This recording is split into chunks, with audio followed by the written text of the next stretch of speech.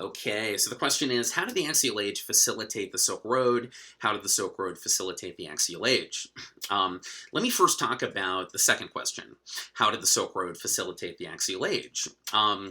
So it really starts with nomads, in my view. So nomads appear as a real threat to established civilizations when these nomads adopt the technology of the horse, and the Smith book talks about that in chapter 3.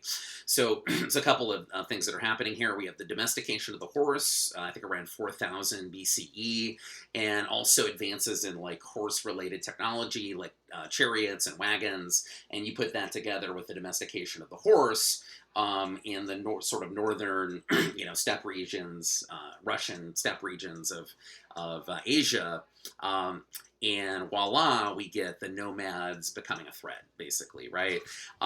Furthermore, and this is from the Liu article. So Liu says that around 1200 BCE, the Eurasian continent was roughly divided into two ecological domains: the agricultural settlements that stretch from China to the Mediterranean, and the nomadic groups who live mostly on the northern steppe.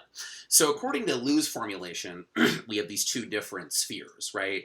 We have the sphere in the southern part of the Eurasian landmass that's more agricultural, that stretches from China to the Mediterranean, and then we have this other sphere that is more nomadic in the northern part of the Eurasian landmass.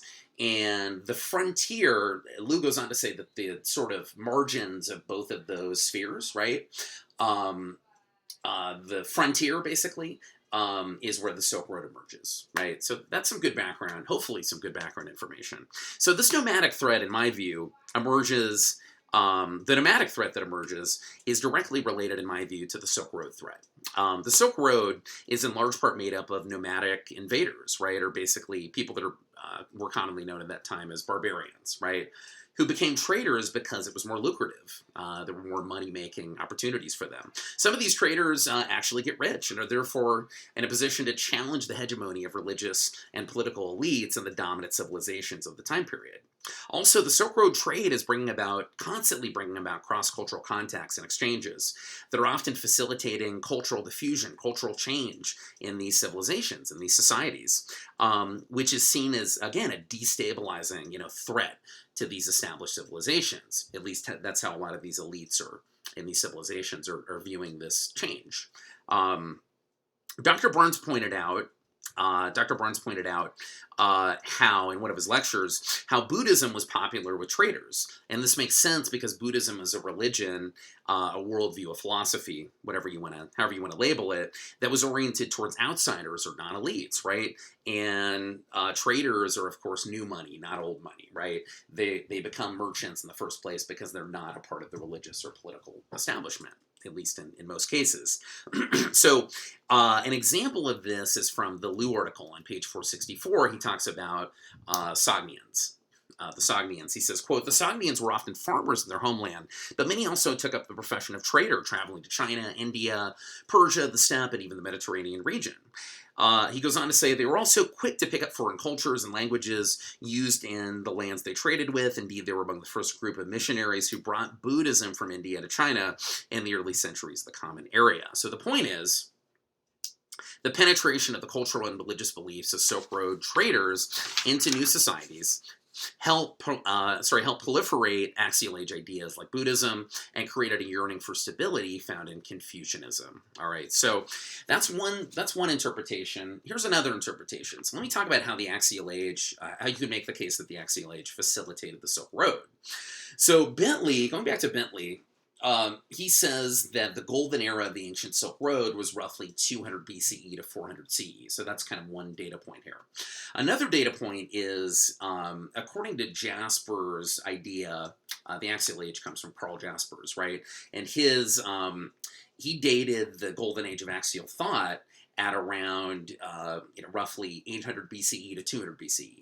So if these dates are correct, then it seems the axial age came mostly before the Silk Road, making it perhaps easier to argue that the axial age in many ways facilitated the creation of the Silk Road and sustained its predominance over a longer period of time.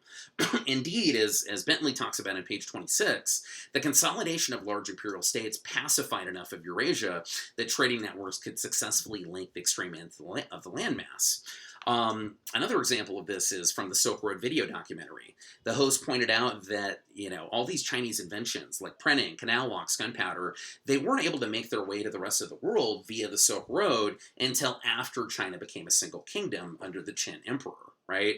And going back to Bentley, I believe, Bentley also says that this era of hyper exchange that characterized the Silk Road era, he says it came to an end with the collapse of the Roman and Han empires.